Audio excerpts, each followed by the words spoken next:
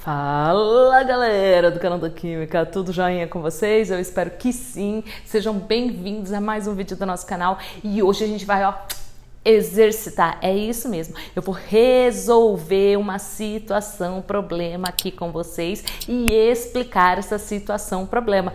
E o tema dessa situação, problema é... Tcharam! Espero que tenham gostado desse tema e é sobre isso que a gente vai falar hoje. Então fica ligado, presta bastante atenção no nosso vídeo. Então a gente tem a seguinte situação problema. Um balão cujo volume é de 5 litros contém 6,4 gramas de nitrogênio. Lembrando que o gás nitrogênio é N2. Que massa de hidrogênio deve ser adicionada ao balão para que seu volume sofra uma expansão para 11 litros, nas mesmas condições de temperatura e pressão? Veja que ele quer saber a massa adicionada do gás hidrogênio. A gente já vai colocar todos os dados do problema aqui. E aqui ele dá a massa atômica dos dois elementos. Então aqui eu tenho 14 gramas por mol, lembrando disso, né? E aqui 1 grama por mol. Eu vou colocar aqui todos os dados. Eu tinha um balão aqui com um volume inicial de 5 litros.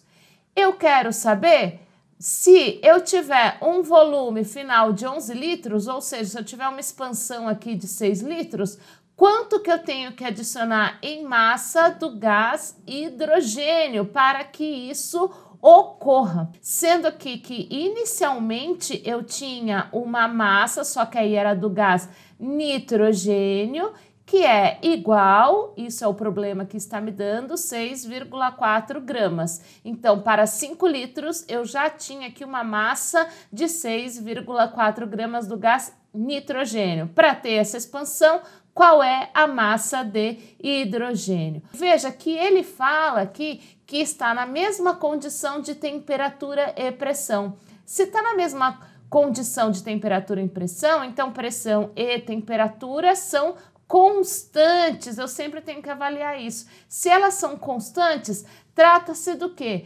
Trata-se da variação de quantidade de matéria, né, que é número de mols, né, em função do volume. Isso daqui é a lei de Avogadro e Gay-Lussac. Se você quer saber sobre a teoria disso, é só assistir ao nosso vídeo. Aqui a gente está resolvendo apenas um exercício sobre esse assunto. Então, veja só, se eu estou falando da lei de Avogadro, então eu sei que eu tenho N1V1, sendo claro que só posso fazer isso porque a pressão e temperatura é constante, né? Isso é igual a N2V2. Veja que aqui eu tenho que fazer a relação quantidade de matéria e volume. Então, o que eu tenho que colocar aqui é o número de mol.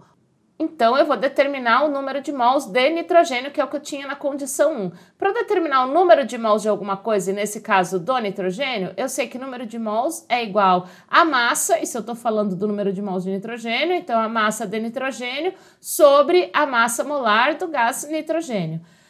Se eu tenho 6,4 gramas dele, é só eu substituir aqui. E aqui eu vou calcular a massa molar. Veja que o gás nitrogênio é N2. Então, se aqui no início do problema ele me dava como 14 gramas por mol, veja que eu tenho N2. Então, aqui eu tenho que multiplicar por 2. Então, seria 14 vezes 2. Então, o número de mols de nitrogênio vai ser igual a 6,4 gramas sobre a massa molar, que como é N2, então é 14 vezes 2, que dá 28. Fazendo essa conta aqui, eu vou achar um número de mols de 0,2286 mols de nitrogênio, do gás nitrogênio, ou seja, o que eu tinha aqui na condição 1, porque era só ele que aparecia na condição 1. Então, aqui, ó, número de mols, 0,2286 mol, certo? Muito bem, aqui eu, então, vou determinar qual é o número de mols total que eu vou ficar no final, para que eu saiba qual é o número de mols de hidrogênio e assim descobrir a massa. Fazendo essa continha, eu sei que eu vou descobrir que eu tenho um valor, um número de mols final de 0,5029. Ou seja, eu fiz 0,2286 vezes 11 dividido por 5. Então, vou chegar nesse número de mols. Lembrando que essa é a quantidade em mols final de gás. Ou seja, eu tenho aqui ó, a somatória de número de mols do nitrogênio que eu já tinha no início, mais o número de mols de hidrogênio que eu tive que colocar.